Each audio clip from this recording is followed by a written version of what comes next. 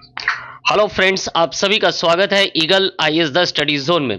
साथियों, आज फिर से आप सबके सम्मुख एक महत्वपूर्ण विषय लेकर के आए हैं और ये जेपीएससी एपीपी मेंस को लेकर के है।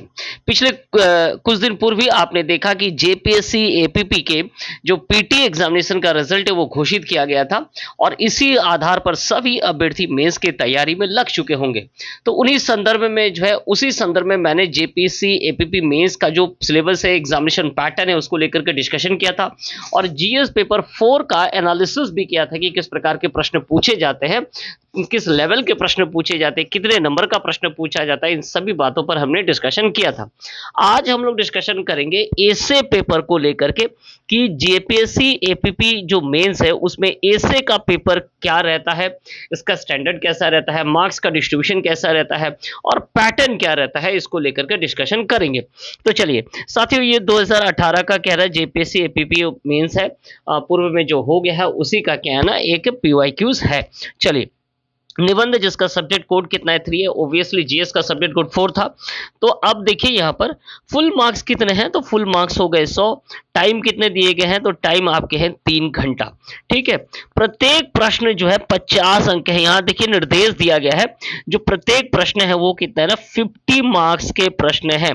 ठीक है, और प्रश्नों के उत्तर या तो देवनागरी में दें या अंग्रेजी रोमन में आप जो है दिए जा सकते हैं।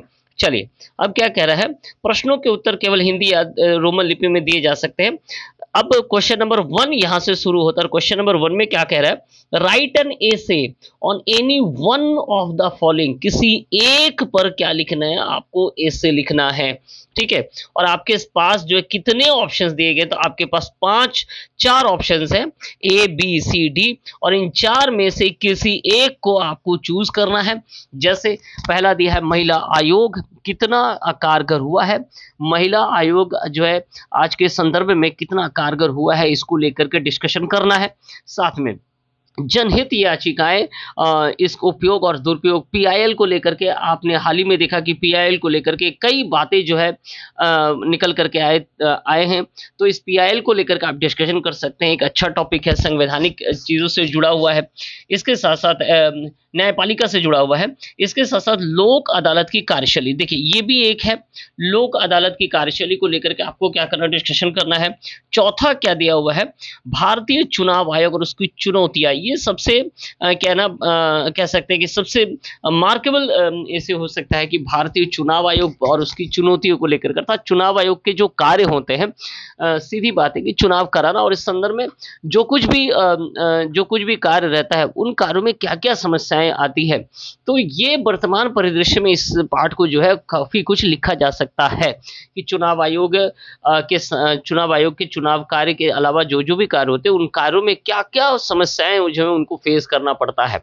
तो ये कुछ जो है डिस्कशन आप कर सकते हैं। ठीक है, चलिए, तो एक ऐसे लिखना था क्वेश्चन नंबर 1 में, याद रखिएगा एक ऐसे आपको क्या करना है, लिखना है, जिसमें 4 ऑप्शंस आपको दिए गए थे।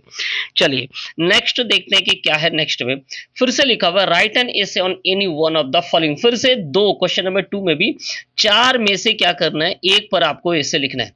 इस बार क्या है ना, इस बार देखिए टॉपिक क्या है, इंडियन लेबर, भारतीय मजदूर को लेकर के पूछा गया है। तो हालांकि भारतीय मजदूर सिर्फ दिया गया, तो इसके टॉपिक को लिखना अपने आप में थोड़ा क्या है ना, चूंकि सिर्फ भारतीय मजदूर कहा गया तो इस टॉपिक को आप किस आधार पर लिखेंगे, ये आधार जो क्लियर नहीं हो पा रहा है। ठीक है, तो जो भी हो, इससे आप चाहे तो लिख सकते हैं। जल संरक्षण समय की मांग, बहुत सुंदर टॉपिक है जल संरक्षण।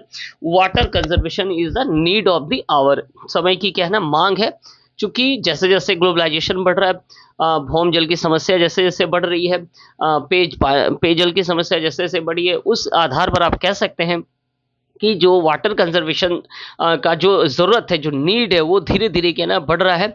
और हर चाहे वो स्टेट हो या सरकारी हो या देश में हो, वाटर कंजर्वेशन को लेकर के है ना क्या काफ़ी जो है सजग है, अर्थात गवर्नमेंट क्या है ना सजग, और इस पर कई प्रकार की स्कीम्स लाते हैं। कई जो सामाजिक कार्यकर्ता वो इस पर कार्य करते हैं। तो इसको लेकर के आप डिस्कशन कर सकते हैं, एक अच्छा टॉपिक है।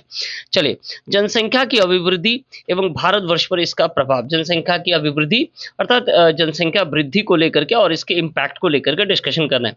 इसके बाद जो चौथा है वो है वुमेन एम्पावरमेंट। तो ये एक अच्छा टॉपिक है, इस पर भी आप क्या कर सकते हैं, लिख सकते हैं।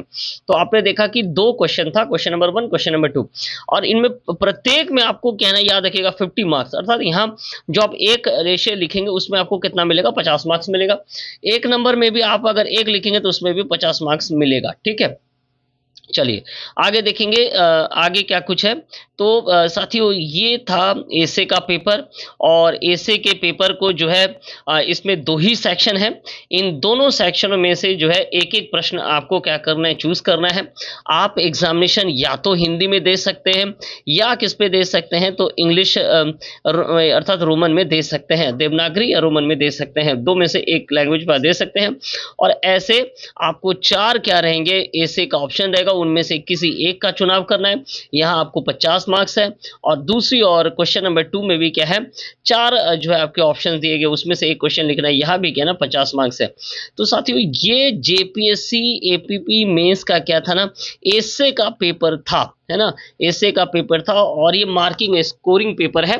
चूंकि इसका मार्क्स जो है ऐड होगा, इसलिए मैंने इस पेपर को लेकर के आया। इससे पूर्व मैंने जेपीएससी एपीपी के जीएस पेपर 4 सामान्य अध्ययन के पेपर का जो है आप सबके सामने रख दिया है, उसका एनालिसिस कर दिया है।